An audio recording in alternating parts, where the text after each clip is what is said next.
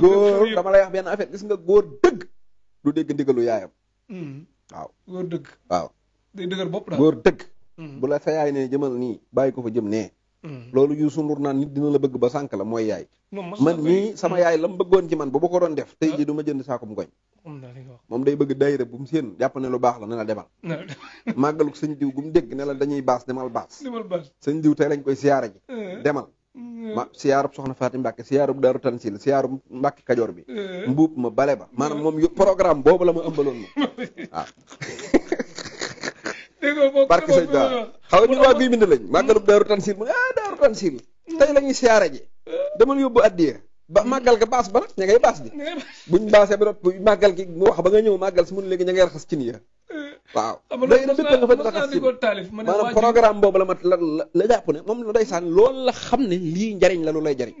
mais xamul ne moment bi nga toll ak posture bi nga yor ci àdduna lii arrangé wu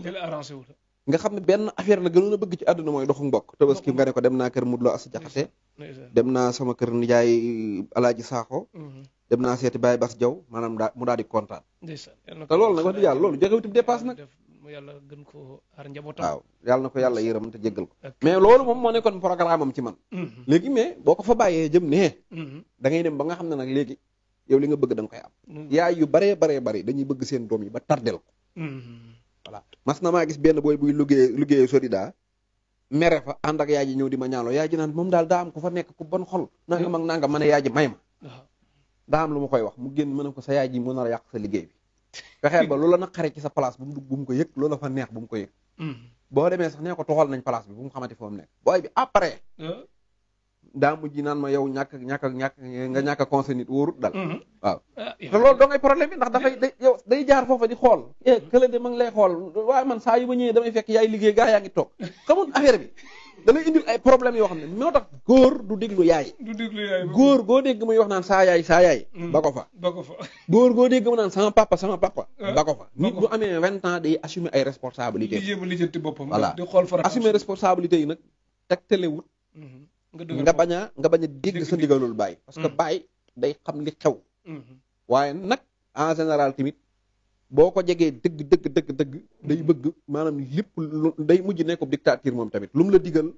te àdduna réalité yi bokkut li wóor daal mooy gone gu mu mën a doon boo bàyyee tux fexe ba doo tux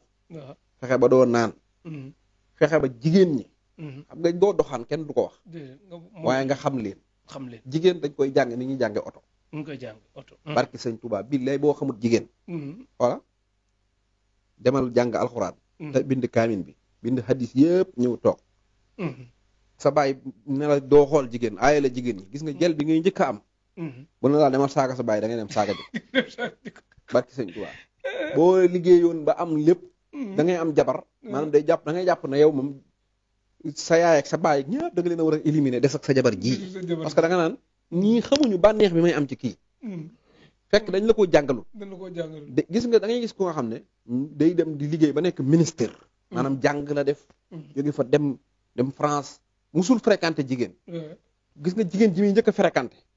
daan maanaam loolooy waral sax musée yu bari di ragal madame ci gàttal waaw musée yu bari di ragal madame maîtriser jigéen moo tax wayu yu bari maanaam jigéen ñu bari di ragal wayu parce que dañoo xam kii voilà jigéen ñu bari dañoo ragal wayu woo seen bu amee gel bi lu day dem sàcc sax di ko andi wala muy leb di ko andi musée yu bari dañoo ragal madame li ma lay wax ni nag dinañ ko TikTok waaye TikTok leen maa ko wax musée yu bari dañoo ragal madame wuy yu bari dañoo ragal musée yu bari madame musée yu bari xaar ma laaj madame kay nangam loolu mais booy discours yi nga xam ne dañoo am fukki gel ak juróom xam kii xam kee xam nañ ne dañuy mën a maîtriser jigéen léegi nag góor kenn du ko aaye jigéen 100% da ngay fexe ba la paa ba waxoon doom ji rek looy def ci jigéen wax ma ko te lu ma la ci wax nga def ko waaw maanaam looy def ci jigéen rek yow wax ma ko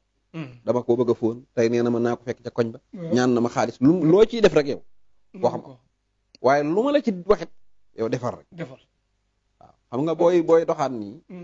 gel bi yaakaar ne yow rek ànd fekk da ngaa boot benn paa àndaale day am problème ay conseil paa nga yor